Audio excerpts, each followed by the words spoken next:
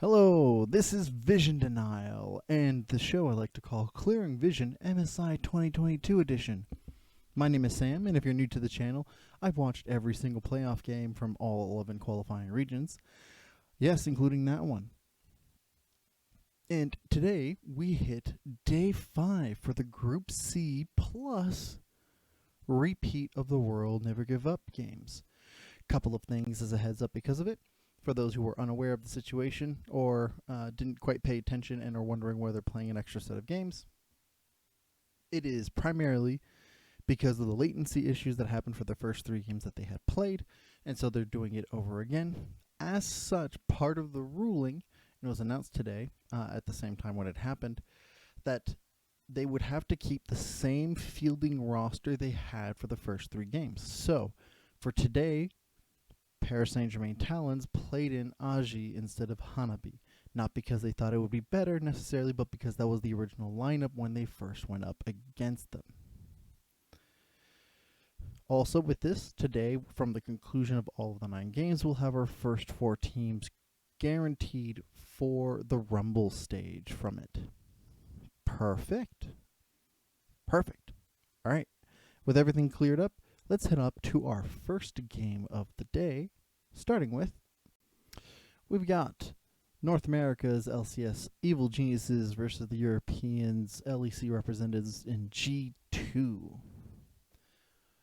Now, this was an incredibly back and forth game where Evil Geniuses navigated the map fairly well, but showed too much hesitancy. Evil Geniuses also showed that they are still the most efficient at using the Baron out of the tournament, equalizing a lot of the gold with the Baron that they used in that game, and their approach to vision and team fighting kept G2 on their toes. All that, however, to say that G2 still executed on the situation better and more consistently. The draft was one note and had a niche setup, but G2 created a lot of opportunities for it to work out. I think it may not have been the smartest decision to go without TPs across the board. It gave Evil Geniuses a lot of avenues and prevented Broken Blade from utilizing the lead he had developed as Vladimir in the most effective manner. But the coordination between Yankos and Caps made all the difference to ensure that the fights stayed in their favor as often as possible. If anything, this game shows that Evil Geniuses are not out of the count in terms of being able to participate and actually challenge the other contenders of the tournament, but that G2 are more creative at finding wins and avenues to really get their draft conditions going. So let's take a look at the gold graph and see what I mean by this. And like I mentioned, back and forth, incredibly so, right? You can tell immediately at the 32-minute mark when EG get the Baron, look how quickly the gold swings. 8K in their favor. Now, they do mess up near the end in a one team fight done situation where G2 were able to gain the win back, and after they had control for a good chunk of the game itself, the back and forth trades really demonstrated that Evil Geniuses know exactly how to play the leads early. And also that they have a strategy in terms of how to approach their win condition. They're just still missing that consistency and that coordination, that it factor that will really close out these games, or at least against G2 for any whatever it may matter when they hit the Rumble stage. Next, let's take a look at Evil Geniuses versus the LCO, Oceanic, Australia, New Zealand, all so on and so forth, representatives in order. And yeah, I feel so bad for this team. It's super unfortunate to see Order go out like this, but Evil Geniuses show some promise and evolution into their gameplay. This is another incredibly early game that gets ballooned out of control. A lot of the games in MSI seem to be really going off of this. The method in which evil geniuses suffocate all resources is absolutely phenomenal to watch. And they stick to the plan to keep up the pressure, increase tempo, and balloon the lead where it's necessary. I do think the kill pick is super interesting out of Order, but in a situation like this, Biopanther wound up being unable to help in team fights, and it really hurt them in the ability to be able to come back from such a deficit. It'll be fun to see what the games will look like now once all the pressure is off. So like from here on, both G2 and Evil Geniuses have qualified for the Rumble stage, and so all the other games are formalities and or Pride. So it'll be super fun to see now that the pressure for qualifying is off for all three teams of this group. Maybe we'll see some more creative ticks or some fun compositions. But I also want to see how the rematch goes for Pride. Pride is on the line. But before we go on to see what the Pride games are going to be like, let's take a look at the gold graph for this particular game, because I don't think it really dawns how much of a lead and how consistently dominant Evil Geniuses was in this particular game. Because look how straight curved that goes. They hit nearly 20,000 gold as a lead by the time the 24-minute mark hits. And it was a continuous growth with very little being given off by Evil Geniuses. And by all accounts and purposes here, Order did find ways to try to slow down the pace of the game, but not enough, as it continuously kept growing and growing and growing. And it's these kinds of games that really shows to me that there is a gap between, or for this year specifically, there's a gap between the legacy regions and the emerging regions in terms of skill for the vast majority of the situations. But we'll get to look at the other games and see that this is a continuing trend between legacy regions and emerging regions. And even then, some of the legacy regions still have a bigger gap between the other ones. Let's take a look at the next game. We've got G2 Esports versus Order.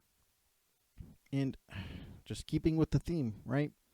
What a rough set of games for Order, who are forced to play out very sets of rough games. So let's compare the games themselves as opposed to just comparing what Order did. G2 seemed content to play with one kind of pace to the game, while Evil Geniuses are ready to push leads in any way they can. I for sure prefer the consistency that G2 brings, but unfortunately, the consistent pace that they bring up sometimes isn't always there. Where their playstyle is really consistent in terms of what they want to do, they're not always consistent in terms of its execution, and have shown that they'll find moments of sloppy approaches and hard-headed plays. Regardless of that, they held excellent vision play, continuous ballooning of leads, and while sloppy, do close out the game pretty decisively in this particular one. So let's take a look at the gold graph from this. This is going to look familiar, fairly one-sided, right? The difference here is you can tell there's more bumps going on here, and the Order was given a lot more opportunities to play for things. The issue, however, is that if you look at the situation, G2 got 14 of 15 plates, while Order didn't. The early game in and of itself was so dominantly in G2's control that by the time that Order was able to make any contest of any sort was far too late and would have required an extra 10 minutes of continuous mistakes from G2. Now, a more efficient team would take these mistakes from them and really equalize the gold quickly, but Order doesn't seem to be used to this kind of situation where there's such a one-sided affair regarding these games. And that's understandable, right? And we'll get to that after going over some of these games. So let's take a look at the next one then. We've gone through the first 3 rounds of their quadruple round robin, and this is the last round, the one where you really want to win or become lossless or become winless against one particular team or not. And so we've got our G2 versus Evil Geniuses round 4 fight. And Evil Geniuses showed something rather impressive, playing the early and mid-game macro in a way that kept the lead solidly in their control. However, the over-aggressive and overzealous skirmishes they would opt into caused them to lose much of the tempo and momentum that would usually help them in these particular situations with the lead that they have. G2 responding to the situations also looked incredibly passive until at least the last 5 minutes of the game, relying primarily on the mistakes that Evil Geniuses would make while holding the tempo control. They should have tried to gain way more out of it. But in this case, Evil Geniuses were good to keep G2 under wraps, for most of the game. Evil Geniuses could have done more to balloon the lead they had. It might have helped with their draft win conditions, but as it stands, G2 is 4-0 against Evil Geniuses, showing that that there's a solid contender for MSI, at least to challenge against T1, or at least they're one of the possible contenders alongside RNG as it stands. So let's take a look at the gold graph over here.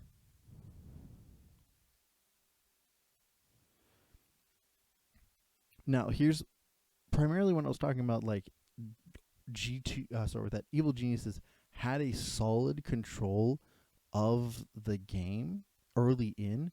You'll notice something that they're always consistently moving back and forth between having a 2K lead, and it's not until straight up, literally from the 29 to 34 minute mark, the last 5 minutes of the game, that G2 gained control of the whole situation. Because G2 is waiting on mistakes. They're not being proactive. The proactivity from them literally comes at the end of the game once they've gotten the Baron. And G2 on their part, it's really cool to have seen that every time that a mistake was made from their part, that they were able to gain back the lead that they had set up from laning phase. It becomes a concerning issue, however, that knowing that Evil Geniuses can actually develop leads from laning phase, from passive buildups, that they did not do anything to balloon it and were overzealous to their approach in trying to gain more leads from it instead of continuously trying to suffocate G2 from the situation. I believe it would have been a much different kind of game if they were just a smidgens more patient with the situation. So let's take a look at the next game. We take Order versus Evil Geniuses, this round 4. So, honestly, Evil Geniuses continue to show that they are a force to be reckoned with, regardless of of how they're positioned against the other legacy teams. Granted, they are still struggling against those legacy teams, but at least they are showing that they have a seat at the table with them. Now, this was almost a perfect game. Getting all the neutrals, turrets, not giving up any plates, only surrendering 2 kills amongst the entire game. And it mostly showed that once Order loses control of the game, they struggle to find ways back. And it may have looked like that, but this is a consistent thing. And there are a bunch of new players at this point, at least in terms of the international scene. So it's not surprising that they come into a situation and then they just don't know how to respond back from this. Now, I wish Evil Geniuses could find the coordination they had in their games against Order and channeled it against G2, but they'll have a chance to recoup and adjust for the Rumble stage, where they will have tougher opponents to deal with. Now, Order has one last chance to play spoilers, and let's take a look at the gold graph before we go there then. And it's similar to the first game that these two teams played earlier in. It's a continuous line with the small flattening coming in when they had lost 2 kills. And it's really unfortunate because Order really had a solid idea of what they wanted to play with and never got the chance to do so. And I'm wondering if there's going to be a point when we look at the Group A games tomorrow, if they're going to see how these games played out and hunker down and actually like play the early game aggressively first, or if we're going to end up with more games like the way that Order had to like, not suffer's not the word, but had to like endure from the situation. But otherwise, Evil Geniuses still are showing that they do understand how to balloon gold leads. I'm just wondering what their block is when it comes to the other legacy teams, or at least against G2 specifically. All right, so let's take a look at the last game of Group C. We've got Order versus G2 Esports. As last games go, this felt like more of the same G2 and Order as usual as what we were expecting.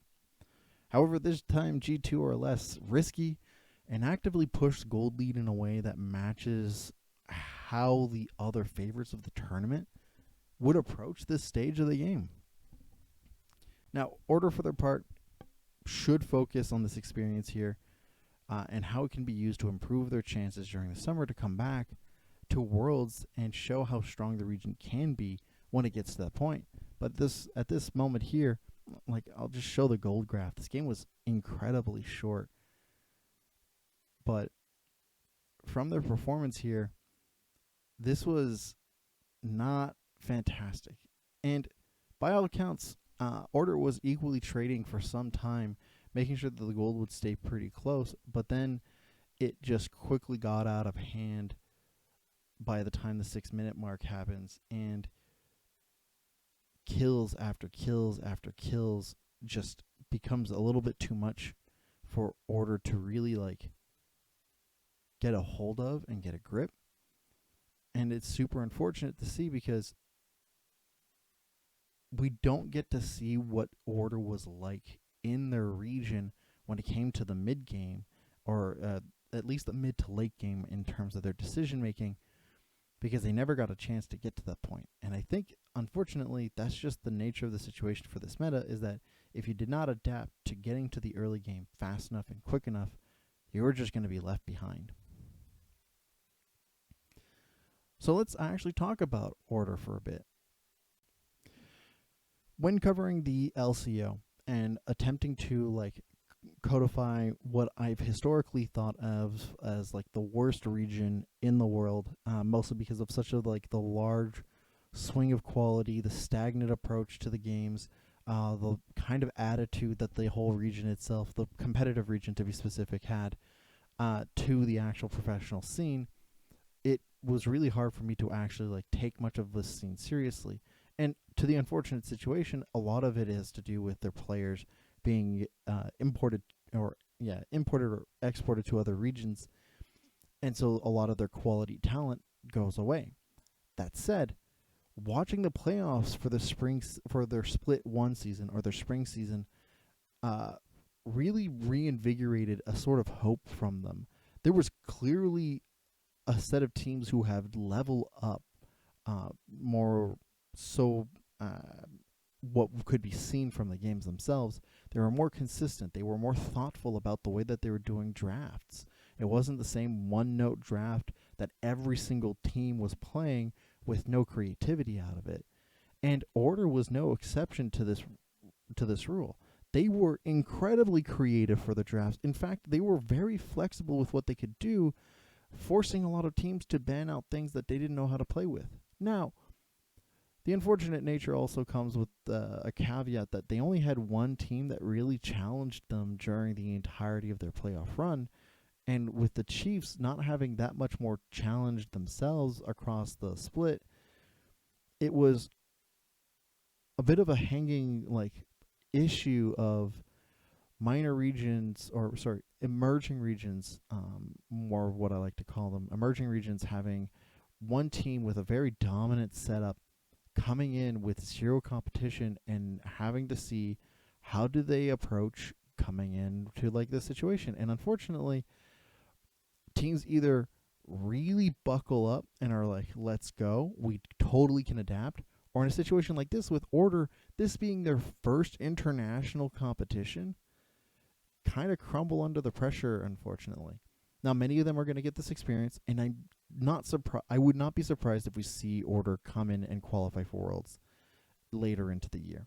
And hopefully this experience from this MSI here will translate to their approach going into the summer playoffs or the summer season or their split 2 season to come back to like qualify for Worlds from then. I would really like to see that for it. Alas, this is not the last of the games of the day, as we got to go and deal with the Group B situation. So then, let's take a look at. So starting off with the first game of the Group B redos, we've got the Istanbul Fast Pay Wildcats versus Royal Never Give Up, respectively from Turkish TCL region and the LPL Chinese region. Again, for those who didn't know, the Wildcats were eliminated yesterday, so this was a formality game just to make sure that the scoring was fair and moving on. And so they got the chance to play a little bit more creative with a Garen top pick. That was really fun. And I was very surprised by the efficiency Starscreen got out of the Garen pick. Otherwise, this is more of the same kind of stuff that Royal Never Give Up, who are constantly showing stronger and stronger early game play. It still isn't super clean, not as much to my liking, but none of the 3 contenders for the trophy have been super clean at this point either. I'm enjoying watching superb wave management mixed in with some of the wild team fighting that RNG were super known for during their playoff run. And I'm just wondering whether or not if they really can still keep up this kind of pace going into the Rumble stage. But, only time will tell from this. So let's take a look a bit at the gold graph from what I mean.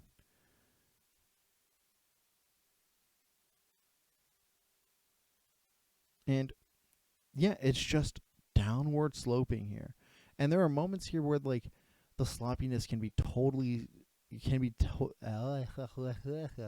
you could tell where the sloppiness came from, right? It takes a lot of time to find their footing in terms of being able to end a game. And I think that's the weirdest thing, is that seeing Royal Never Give Up fumble the way to close out a game is a little concerning to me. But I think this is mostly from them playing a bunch of games that they had already played and trying to get it through with it as fast as possible and as fun as possible. And to that matter, they gave up almost nothing across the board when it came to the end of the game. But that isn't always consistent with the situation, right? So let's take a look at the next game. Next, we got the Royal Never Give Up versus the PCS's Southeast Asian Paris Saint-Germain Talons. Now, as a quick reminder here, because of the ruling of having to redo the matches, they also had to play with the original lineup they had against that first match against Royal Never Give Up. So they picked Azhi instead of Hanabi, which might explain some aspects of what I'm going to be talking about. Because RNG played something that could have become an 18-minute game. Incredible pressure, proper use of the paranoia from the Nocturne, strong understanding of where to apply their gold and focus their win conditions. They just overstepped their attempts instead of just taking the time to reset where needed and get the wave managed properly. And this allowed the Talons to buy some time. But, it's not enough time because, a 10,000 gold lead at 20 minutes is a lot to handle. But the Talons had showed almost no proactivity during the game. And so, regardless of what people hoped, they were pretty lifeless, unfortunately. Now, it's hard to evaluate this game after what was a close match between the two teams previously.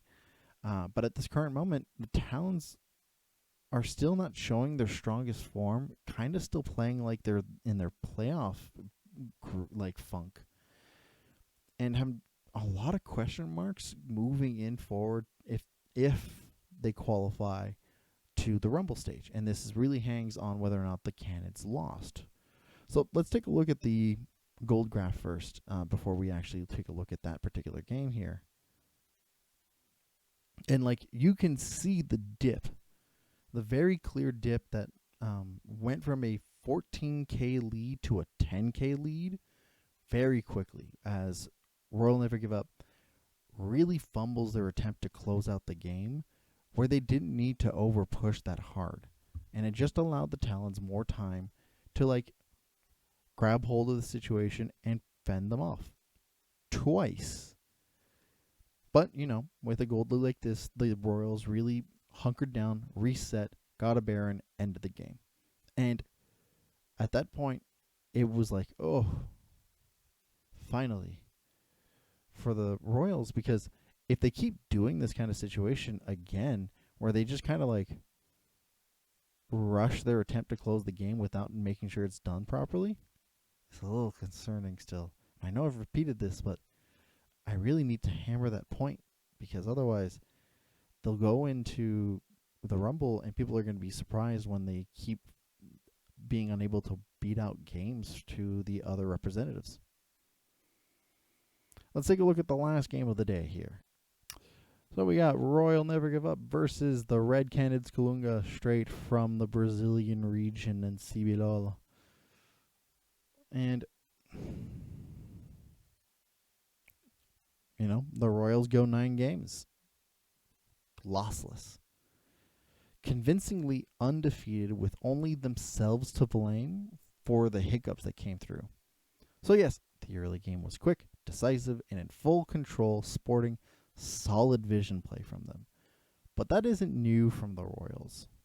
They cemented the idea that this is a team that will come for the title and properly defend it.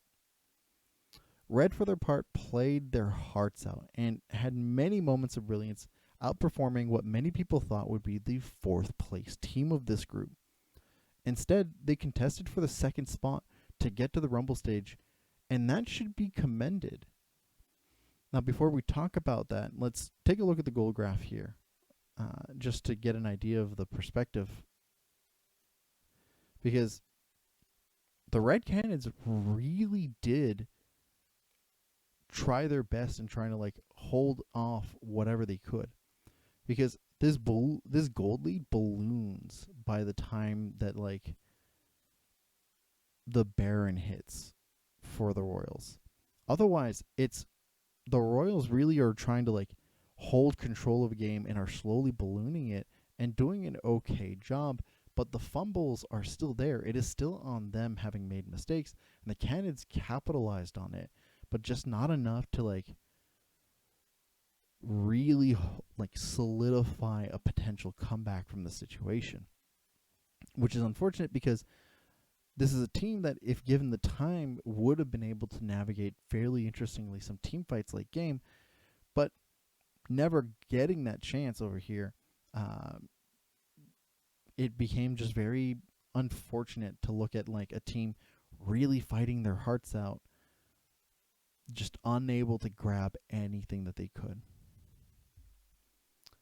So with it, with this loss, the Royals get the are guaranteed already to make it to the Rumble stage, and then the Talons also get it by default, having had less ties overall, having more ties overall across the board, while the Canids could not beat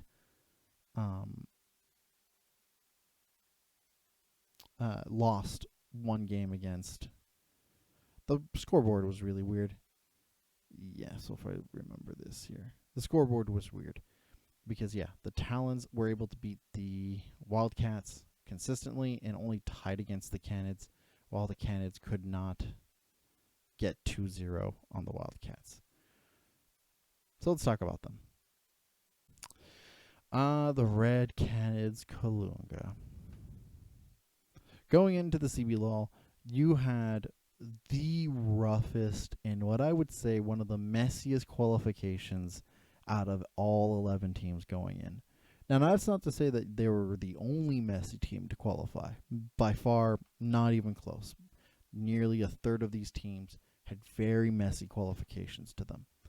But the biggest but here is that they were the best to adapt.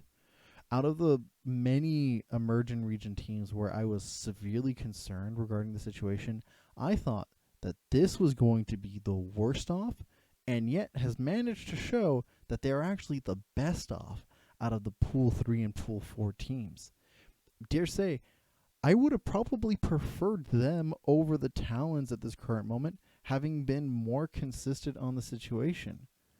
Now, it comes down to that they couldn't beat the Wildcats 2-0, where the Talons could. But the unfortunate matter of the situation is that I don't think the Talons were equally consistent on their approach to the game, whereas Red is. And who knows? The highs of the Talons are definitely much stronger than the Canids. But I would rather a team that's more consistent, where I could expect a known factor going into it, knowing that they were significantly better at adapting between their playoffs to their to the MSI than many of the other teams. It's a big what if scenario if the Canids won one more game and moved on to the Rumble stage. But what ifs are super unhelpful in this situation. I would love to see if this team really took to heart what happened here in the particular group stage of MSI, and as they move back to the CBLOL for the spring split, or to be specific here, is it called the spring split in the CBLOL again? For the summer split, sorry. They also call it split 2. For their second split, I would love to see if they actually improve with the situation, because they came in as the 4th seed, and I would love to see if they go in becoming a higher seed for split 2 and actually qualifying for Worlds again, because I would love to. I really enjoyed watching the huge improvement and adaptability they brought in, because I don't think anybody expected how wildly explosive and competitive this team was going to be as MSI started. No way did anybody expect how this was going to go. There's just a little bit of some kinks that need to be fixed up, but I would not be surprised if we get to see Guigo, Titan, and Greftar, as well as Aegis again.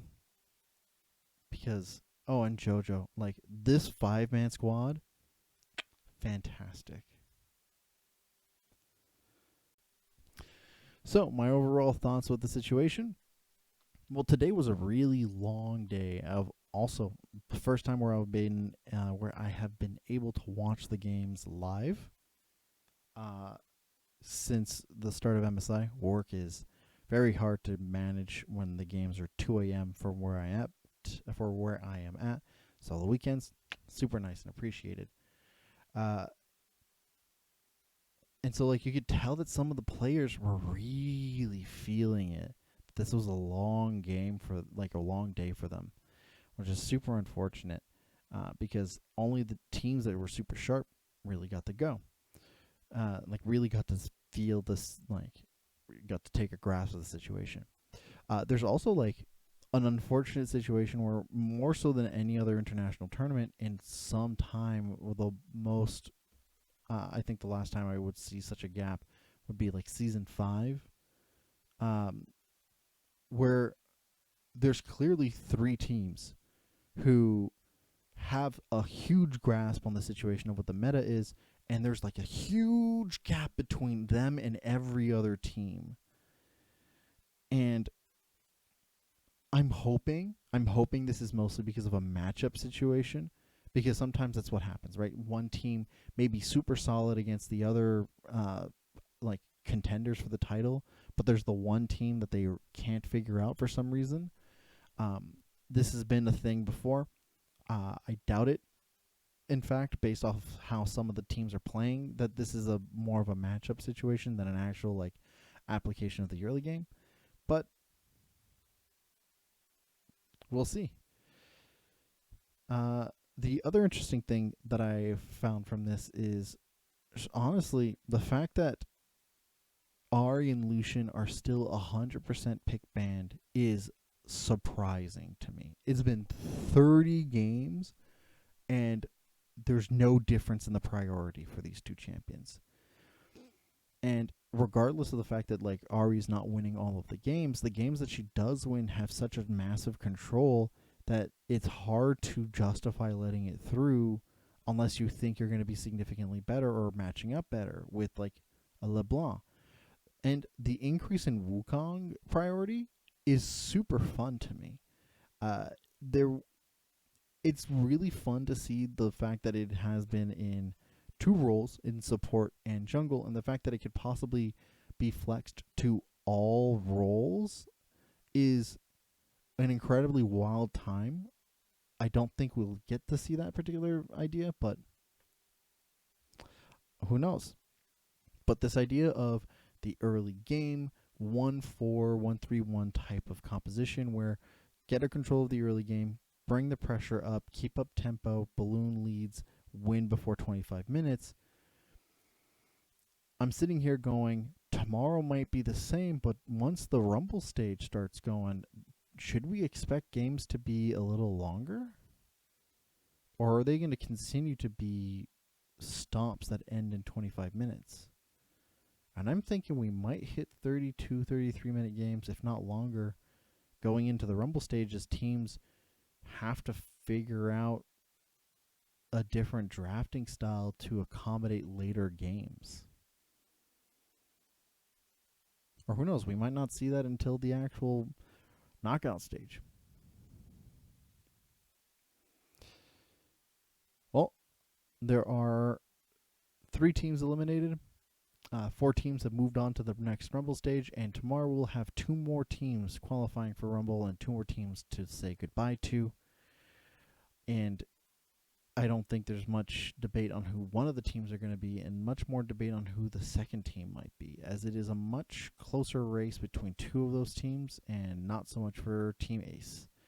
Real unfortunate. I'd love to hear your thoughts down below. Who do you think are going to be the second team that qualifies from Group A? What are your thoughts so far on the meta pick? Do you think it's going to be changing over time to accommodate for late game when it comes to the Rumble stage? Or do you think it's still going to stick to this early game kind of like back and forth tug of war? I'd love to hear your comments down below about everything and anything that we've talked about. For those who've been watching for a while, thank you very much. I super appreciate it. And if you're new and you like this content, leave a like and subscribe.